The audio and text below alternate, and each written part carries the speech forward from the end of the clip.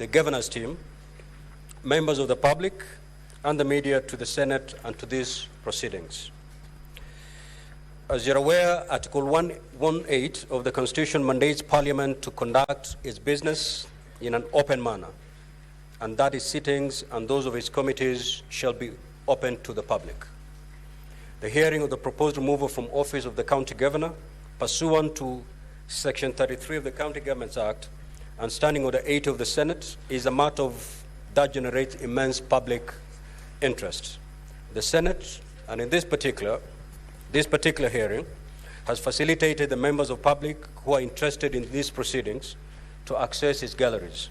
However, I draw the attention of the members of public who are seated in the galleries to Rule 28 of the Speaker's Rules, which states as follows in part: visitors in the galleries shall remain seated and shall not applaud, comment audibly, make signs, eat, sleep, read books, newspapers, or other matter except the order paper for the day, or create any disturbance. I request the members of public to observe the aforesaid rule.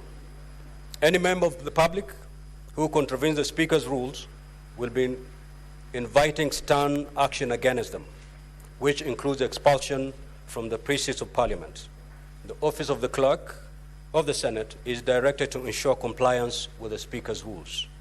Honorable Senators, ladies and gentlemen, finally, I now invite the Clerk to read the charges against Honorable Dr. Eric Mutai, the Governor of Kericho County.